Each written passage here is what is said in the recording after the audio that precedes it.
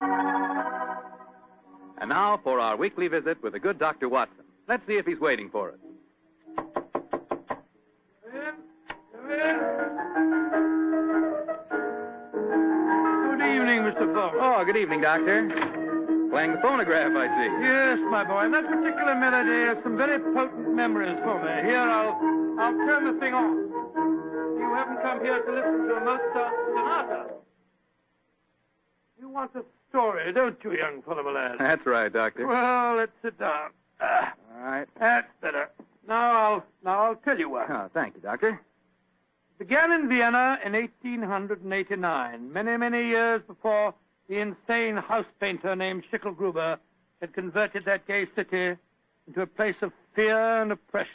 And what were you and Sherlock Holmes doing there, Doctor? Just taking a trip? Mr. Foreman, in those early days of our association, we didn't have the time or the money for just taking trips. No. We were in Vienna because Holmes had been engaged in certain highly important investigations. We were staying in a charming little pension inhabited by students and musicians. And on the night the story began, we'd finished dinner and had returned to our room. I was busy making some notes on the investigation we'd just concluded. And Holmes was scraping away at his beloved violin.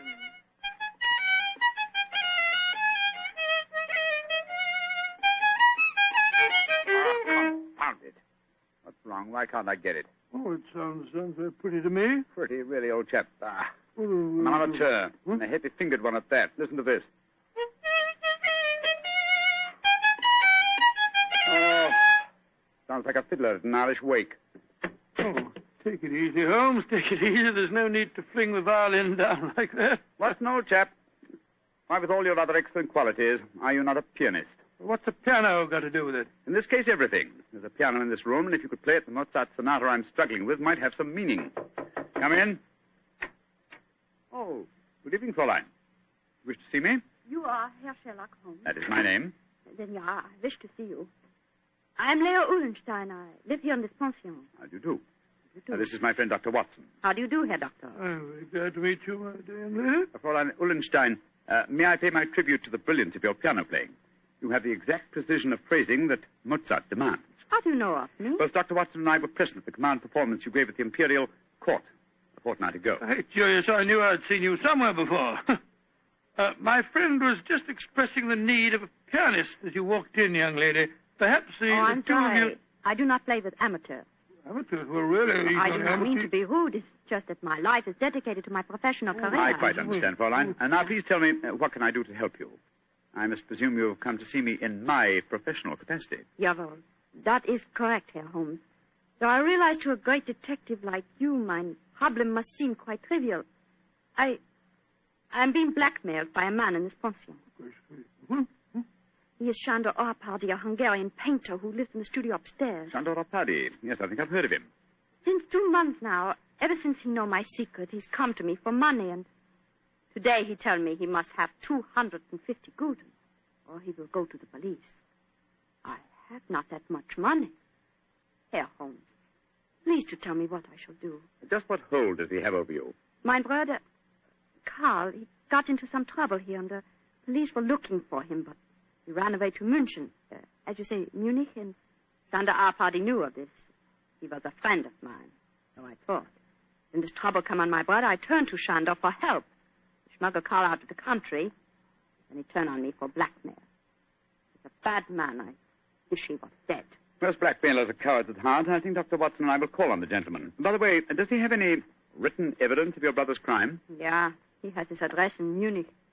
I show Sándor a letter from him when he first go there, and he keep the letter, will not give it back to me. And if he gave the police your brother's address, they'd arrest him, eh? They would, of course. Yes, of course. Herr Holmes, will you please to tell me what I should do? I cannot go on this way. My music Now, is Fräulein, suffering. calm yourself. I shall be most happy to help you, and if you will lead the way, we'll see how persuasive we can be with Sándor Árpádi.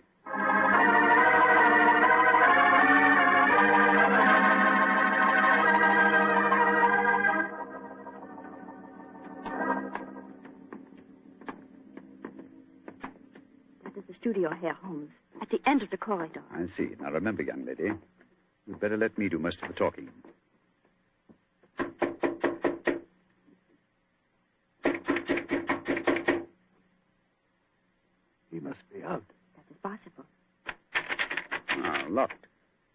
think, bearing in mind our party's profession, we'll take the liberty of opening his door. That doesn't look a very complicated lock to me. Oh, I think this skeleton key will do the trick. It's very dangerous, Herr Holmes. If Shandor finds you... No. Don't you worry about that, Fräulein. We're perfectly capable of taking care of ourselves. There we are.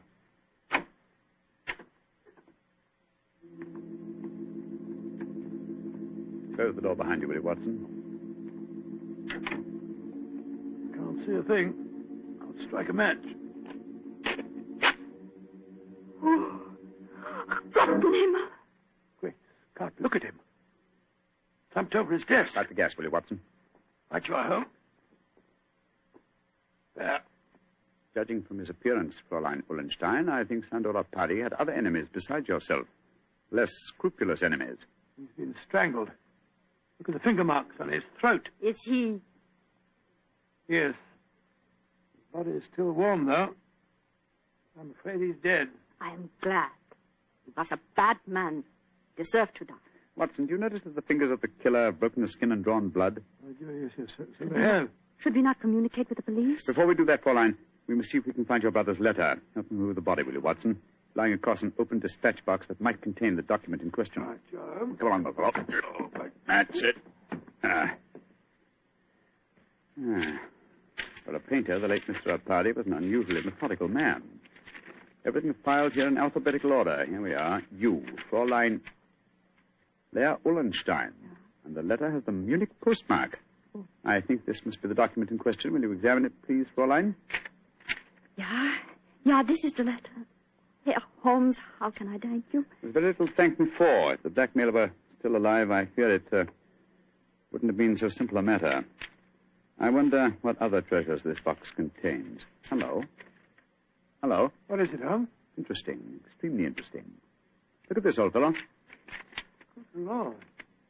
Information on the case that we've just been working on. Exactly, and from the names attached to the document, I think we may assume that the dead man did not confine his blackmailing to struggling young pianists. He was after big game, too. Yes, we'd better be careful, Holmes. I don't think that we should go for the police just yet. No. We'll start by having a little talk with the other residents of this pension. Fräulein, who lives in the room adjoining this one? I too, Herr Holmes. And the room across the landing? Lai Tong-fo, the great Chinese actor. He's performing here in Vienna. I see. Then I think we'll start by calling on him. Return to your room, Fräulein, and we will let you know later what we've found. In the meantime, say nothing to anyone of what has happened. I will do everything you tell me, Herr Holmes. And please, once again, please let me thank you for what you've done for me. You know, Holmes, I'm not sure that girl didn't strangle Arpadi herself. A pianist would have unusual strength in her fingers. And we know that she had the motive. And look how unnaturally calm she was when she realized the man was dead. I disagree with you, old fellow. Huh? I think what you refer to as unnatural calmness is really the cold detachment of the true artist. Well, I have a feeling that we should keep an eye on her, just the same. We will, Watson, we will. And now I suggest we pay a visit across the landing to the distinguished Chinese actor, Mr. Ling Tu-fo.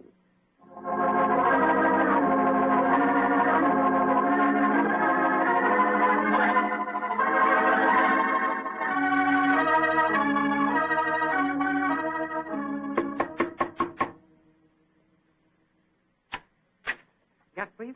You wish to see me? If you could spare us a moment, sir. But of course, gentlemen. Please to come in.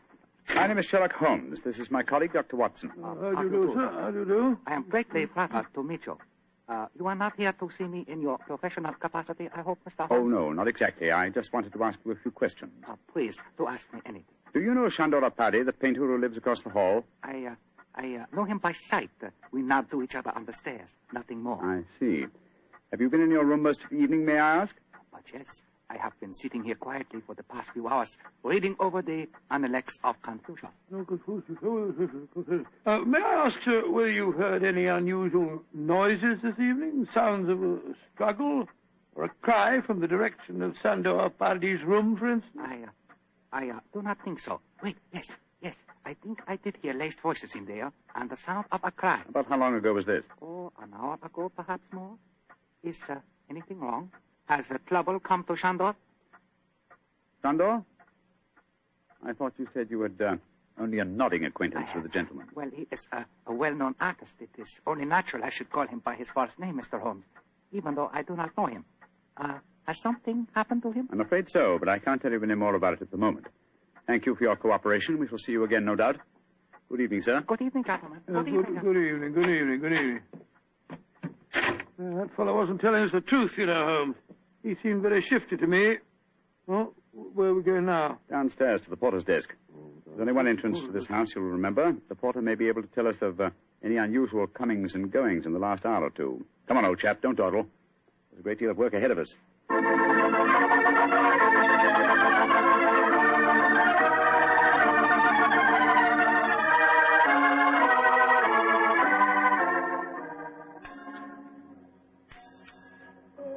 Herr Holmes, what can I do for you? How long have you been on duty tonight? Since 5 o'clock. Did you notice what people have come in or gone out since then?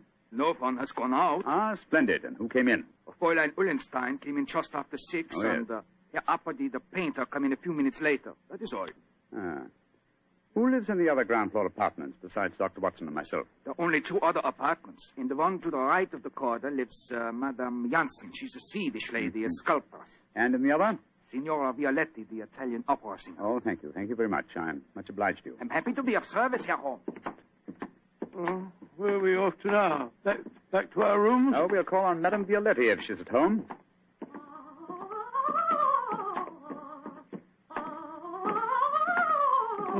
It sounds as if she's very much at home.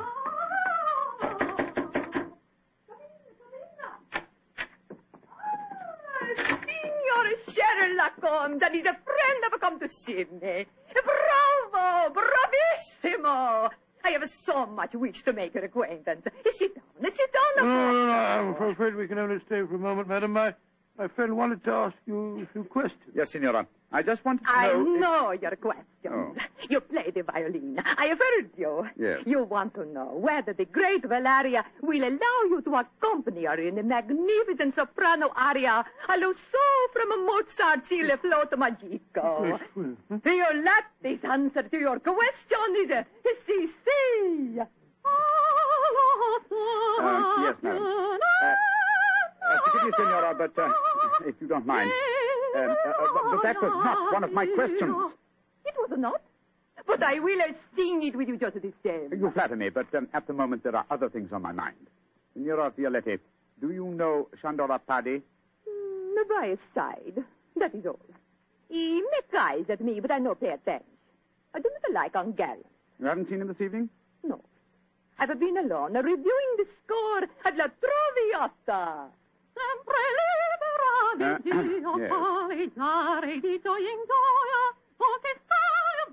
I am to sing it next week here in Vienna. I hope you will both be present. It would be a great treat for I'm you. sure it would be, Signora. And now, if you'll excuse us... Oh, it is sad you must go so soon. But come and see me again, and I will sing for you both before you leave Vienna. Great Scott, what a ghastly woman. She's not your murderess, I'm sure. And now I suppose we'll have to question this sculptress woman. And then we'll talk to everyone in the house. No, I think before we visit her, we'll examine the dead man's room a little more closely. That black tin dispatch box may hold the key to this mystery.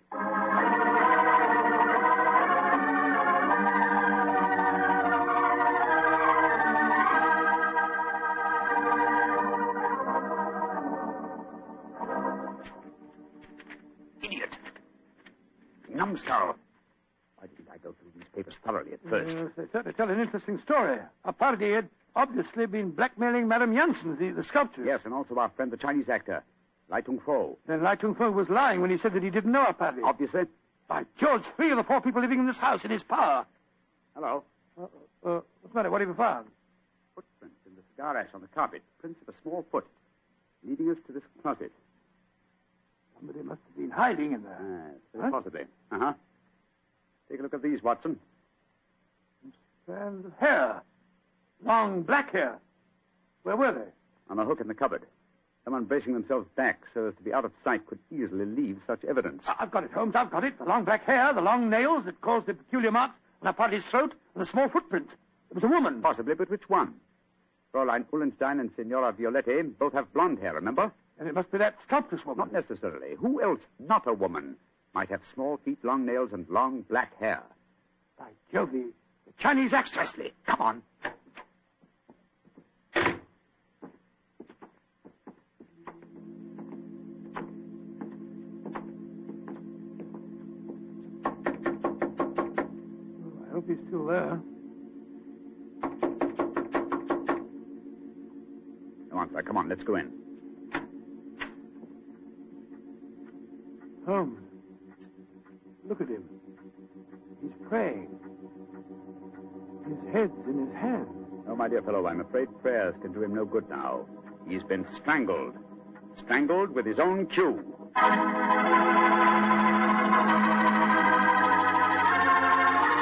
And now back to tonight's new Sherlock Holmes adventure.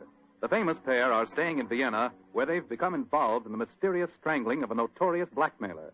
As we rejoin our story, Sherlock Holmes and Dr. Watson are cross-questioning another of the suspects, a Swedish sculptress by the name of Madame Janssen. What do you want with me? Why have you come in here? Well, we just wanted to ask you a few questions, madam. To admire your figurines, may I ask if you always work in clay? Yeah, but what's that to you? Do you wish to buy some of my sculpture? No, but I assure you the question was pertinent. Tell me who you are and stop wasting my time. My friend is a private detective, madam. A detective?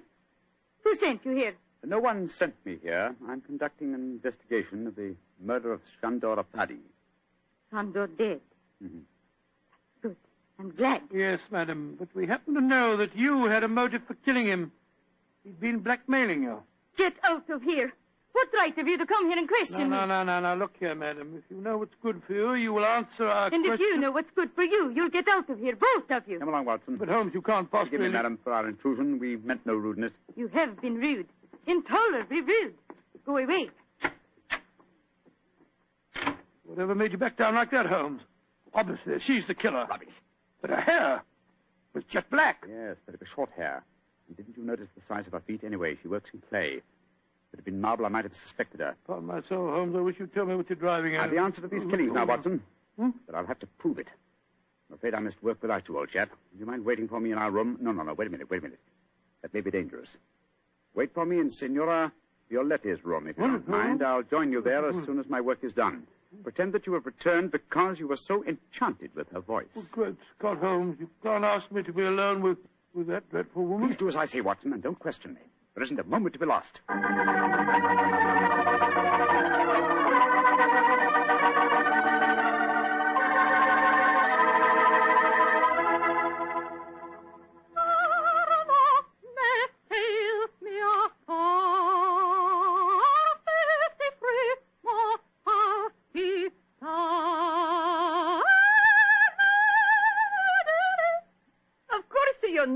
That aria, my dear doctor. No, madam, I'm afraid I don't. You've not heard about great Giuseppe Verdi?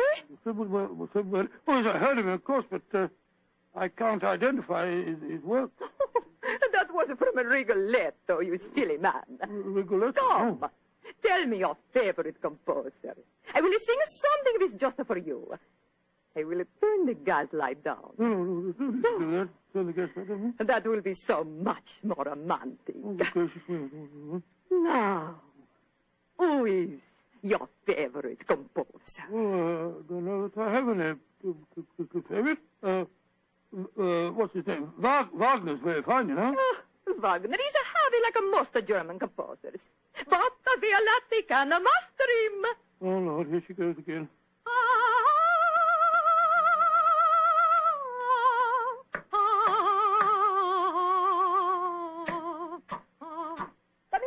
Come in. I cannot see who it is. Come into the light. It is I. Great heavens, the Chinese actor. I am sorry to make commotion, but as we say in my country, those who return from graves speak with double knowledge. Oh, you devil! You devil! I kill you once! I kill you once! I kill you again! Thank you for the confession, Senora Violetti. You can testify to it, Watson. Holmes! No, you don't, Senora. Your nails are too sharp for my liking. I'll kill you two, both of you! I'll kill you! Catch her! She's fainted, Holmes. ain't it, eh? What an undramatic exit for a most dramatic lady.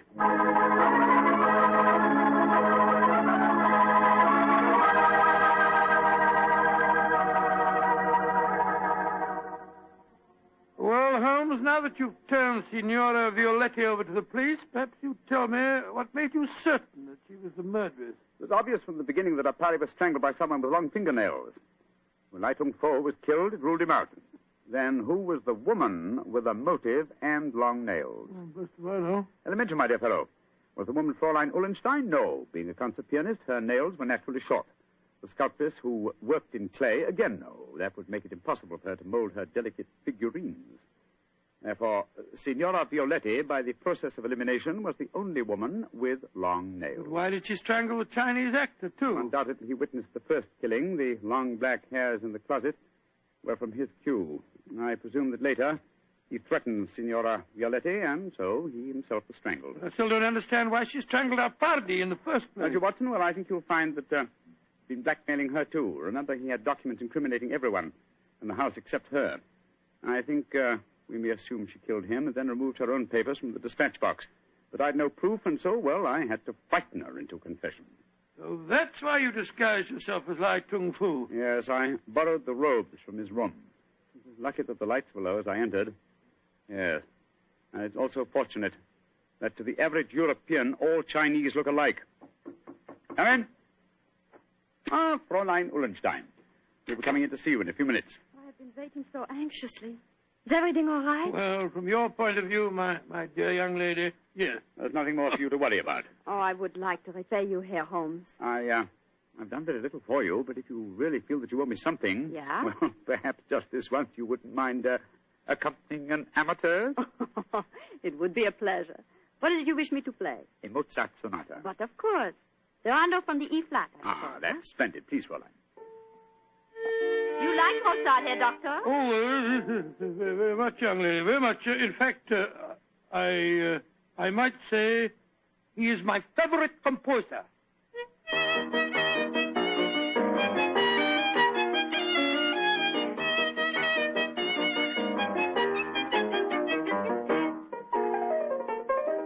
Charming.